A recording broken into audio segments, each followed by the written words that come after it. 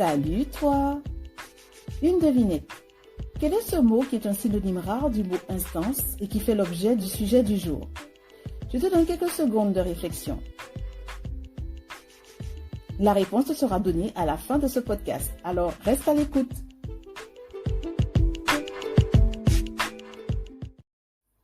Bienvenue sur Kaleidoscope and Full Life by Ambre Turquoise, le podcast de la multipotentialité et du multipreneuriat quand on est multipotentiel. Pour ta gouverne, être multipreneur, c'est gérer plusieurs entreprises en même temps. Alors si la multipotentialité et le multipreneuriat conjugués à la multipotentialité sont des sujets qui t'intéressent, abonne-toi. Dans cet épisode, je vais te donner 4 outils qui vont t'accompagner au cours de la rentrée prochaine.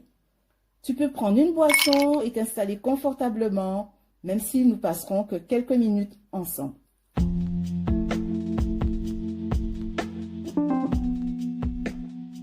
Le premier outil que je vais te donner, c'est tout simplement l'épisode précédent, à savoir le numéro 8, où j'ai présenté le programme idéal du multipotentiel multipreneur. Je t'invite à l'écouter si ce n'est pas encore fait ou à le réécouter. Et à ce moment-là, prends le temps de réfléchir sur tes priorités, sur tes routines ou habitudes et sur tes projets de vie, les tiens et pas ceux d'une autre personne, parce que tu es unique et je te souhaite d'en être fier. Mais pour que tu en sois fier, tu dois en prendre conscience. Et surtout, n'oublie pas, ce qui est pour toi est et ou sera à toi. Le deuxième outil, et c'est un outil dans lequel il y a 2 outils. Donc, l'outil en question, c'est une qualité. Et dans cette qualité, il y en a 2 qualités. La première, c'est l'impassibilité. Qu'est-ce que c'est? Selon le dictionnaire, c'est le fait d'être imperturbable, d'être serein ou sereine, d'être calme ou encore d'avoir du sang-froid.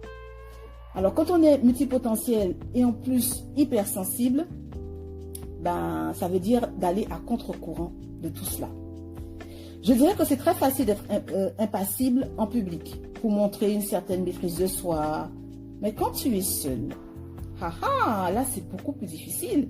Que ce soit tu es célibataire ou tu es marié ou tu as des enfants, dans le secret du foyer, c'est beaucoup plus difficile d'être impassible. Bien sûr, le secret du foyer est le meilleur endroit pour exprimer tes émotions et tes sentiments. Il n'empêche qu'à cause de l'hypersensibilité, ça te fera beaucoup de bien d'apprendre à dompter ton hypersensibilité. Tu pourrais commencer par exemple par choisir là où tu choisiras, où tu accepteras de mettre tes émotions. Par exemple, dans tout ce qui te touche personnellement, ça peut être ta famille, ça peut être ta personne, ça peut être ton travail ou encore les personnes de confiance que tu as dans ton entourage proche. Et le reste, basta.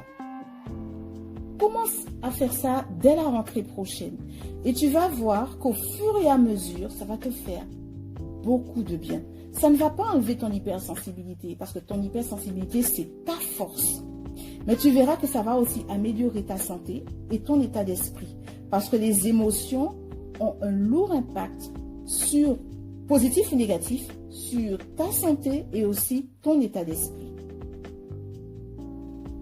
La deuxième qualité, c'est l'impavidité. Qu'est-ce que c'est?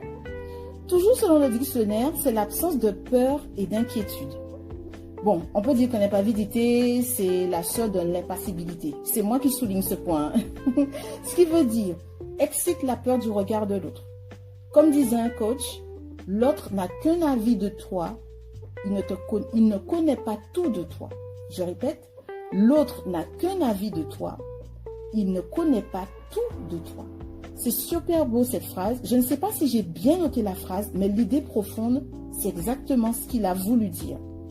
Excite la peur de l'échec, excite le syndrome de l'imposteur, excite la procrastination liée à la peur de mal faire, etc. Mais est-ce que ça veut dire qu'il est possible de ne plus jamais avoir peur? C'est possible, mais en tout cas, je ne te le souhaite pas. Je ne te souhaite pas d'atteindre ce niveau-là, parce que l'absence totale de peur est un niveau très dangereux. Ça signifie que tu es prêt à tout. tout en majuscule, T-O-U-T en majuscule. Je n'en dis pas plus. Le troisième outil à avoir pour la rentrée prochaine, c'est un carnet. Dans ton carnet, tu vas noter justement tes priorités, tes routines, si tu en as déjà, et ou si tu souhaites en établir, tes projets de vie. Et puis tu vas noter au quotidien où tu en es. Les obstacles qui se sont placés sur ta route, comment tu les as surmontés, les personnes que tu as rencontrées et les impacts qu'elles ont eu sur toi. Bref, en fait, c'est à toi de déterminer en fait ce que tu veux écrire dans ton carnet. Tu peux décider de choisir d'écrire uniquement de la gratitude, par exemple. L'objectif, c'est de commencer à écrire un journal, de commencer à immortaliser tes instants de vie et de ne jamais t'arrêter. Sur ma chaîne YouTube des carnets en cristal, j'ai parlé en fait des différents choix de supports que tu peux utiliser pour écrire ton journal, le support en papier ou le support électronique le support électronique parce que tu peux utiliser les deux en même temps. J'ai présenté aussi les avantages et les inconvénients de ces deux supports. En fait, tu trouveras les différents liens pour regarder ces vidéos dans la description. Et enfin, le dernier outil qui devra t'accompagner pour la rentrée prochaine, c'est le fait d'entretenir ton bonheur. Selon toi, qu'est-ce que le bonheur? Le dictionnaire donne 3 définitions à ce mot. Premièrement, bonne chance, circonstance favorable. Deuxièmement, état de complète satisfaction. Troisièmement, joie, plaisir lié à une circonstance. Moi, je vais te dire quelque chose, ça reste entre nous. Nous sommes tous des êtres heureux, mais très peu connaissent le vrai bonheur parce que le vrai bonheur n'est pas lié aux circonstances, même si c'est noté dans le dictionnaire. Je ne sais pas si tu as eu l'occasion déjà de rencontrer des personnes qui rencontrent de graves difficultés dans leur vie. Ça peut être de graves problèmes de santé, de graves problèmes financiers, ou encore peut-être qui ont tout perdu dans une catastrophe naturelle ou dans une guerre. Et ces personnes-là, on va presque dire qu'elles transpirent une joie profonde, que toutes ces choses qu'elles sont en train de vivre ou qu'elles ont vécues n'ont pas réussi à toucher à leur bonheur. Cette joie-là, ce bonheur-là, il est fulgurant, inaccessible par une tierce personne. C'est fulgurant à ton niveau, tu vois, mais c'est scandaleux pour la personne qui est en face de toi, qui pourrait t'avoir causé du tort. Cette personne pourrait penser en fait que tu es hautaine, que tu es orgueilleuse, mais non. Tu as un bonheur qui est fulgurant. Je te laisse aller chercher la définition du mot fulgurant, de l'adjectif fulgurant. Tu vas voir et j'espère que tu vas comprendre le non-dit dans cette définition. Alors, je récapitule les 4 outils qui devront t'accompagner pour la rentrée en tant que multipotentiel, multipreneur adulte. Déjà, réécouter l'épisode numéro 8, apprendre à cultiver l'impassibilité et l'impavidité. Troisièmement, écrire ton journal. Et quatrièmement, entretenir ton bonheur. Maintenant, passons à la devinette du début de l'épisode. Le mot qui est à rechercher, c'est un mot qui est un synonyme rare du mot instance. C'est très compliqué à trouver. Roulement de tambour. C'est le mot système.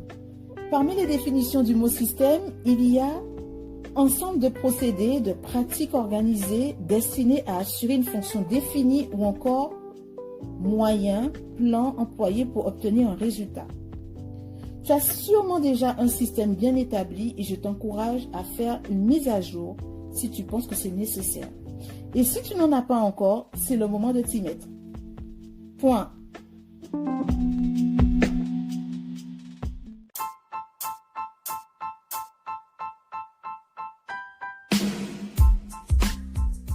Si tu as apprécié tout ce qui vient d'être dit, n'hésite pas à le partager et aussi à liker. N'oublie pas de t'abonner, c'est gratuit, donc vas-y de tout cœur. Si tu souhaites également participer pour témoigner au sujet de ta multipotentialité et de ton multipreneuriat, envoie interview KFL dans l'objet du mail que tu vas envoyer L'adresse email est notée dans la description. Ça me ferait super plaisir aussi de te lire et de répondre à tes questions, à tes suggestions ou encore à tes remarques. Pour ce faire, tu peux également envoyer un email à l'adresse email notée dans la description. À très vite dans un prochain épisode.